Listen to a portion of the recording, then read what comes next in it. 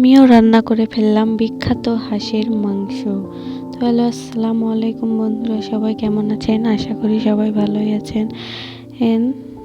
আমিও খুব ভালো আছি। তো চলুন, আজকে আমি রান্না করব হাঁসের মাংস। তো প্রথমেই দেখুন, হাঁসের মাংসগুলো ধুয়ে নিয়েছি, আর এখানে পেঁয়াজ রসুন আমি কেটে নিয়েছি। তারপর আলুগুলো কেটে ভালো করে পরিষ্কার করে আলুগুলোকে একটু সামান্য তেল আর হলুদ দিয়ে একটু লাল লাল করে ভেজে তুলে নেব।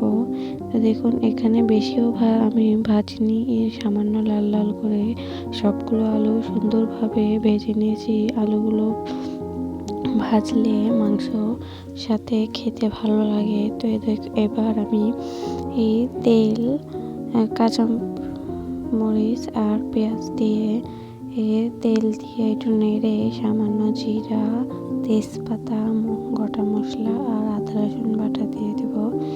দিয়ে নেড়ে নেব। তেলের পর আস্তে আস্তে একটা একটা করে সব দেবেন আর নেড়ে নেবেন।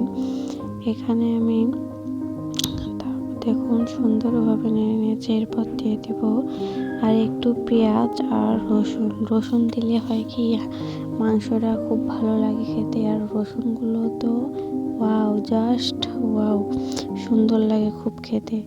দেখুন, এখানে আমি সবগুলো মশলাপাতি দিয়ে নেড়ে নিচ্ছি। এখানে আবার দেব হলুদ গুঁড়ো, লবণ আর ঝালের গুঁড়ো দিয়ে সবগুলোকে ভালোভাবে মিশিয়ে নেব।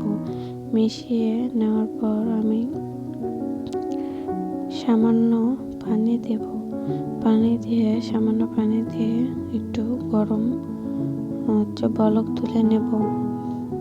একটু বলক ওঠা পর্যন্ত আমি ঢেকে দেব, বলক ওঠা পর্যন্ত।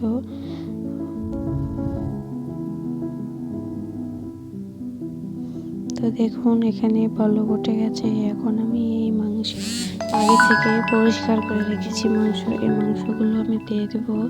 আর হাঁসটা কিন্তু খুব বড় আর খুব তেল হাঁসের, খেতে খুব সুস্বাদু হবে। তো দেখুন, এখানে আমি হাঁসের মাংস দিয়ে মশলার সাথে ভালো করে মিশিয়ে নেব। মিশিয়ে নিলে সুন্দরভাবে মিশে যাতে মশলাগুলোর ভিতরে যায়, এজন্য আমি ভালো করে মিশিয়ে নিয়ে একটু ঢাকনা দিয়ে দেব, যাতে মাংসগুলোকে সুন্দরভাবে কষিয়ে নেব, যাতে খুব সুন্দর লাগে। আর আমি এখানে রান্না করছি মাটির চুলায়।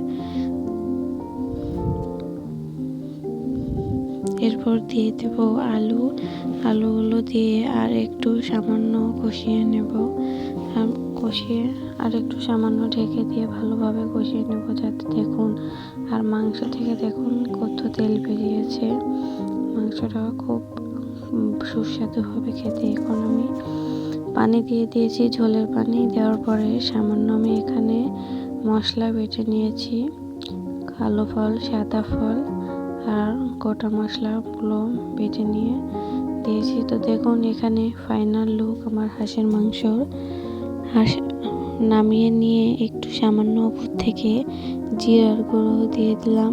তো এখানে আমার হয়ে গেল সেই এখনকার ঢাকার বিখ্যাত হাঁসের মাংস। তো আমার কাছে মনে হয় আমার মাংসটাই বেশ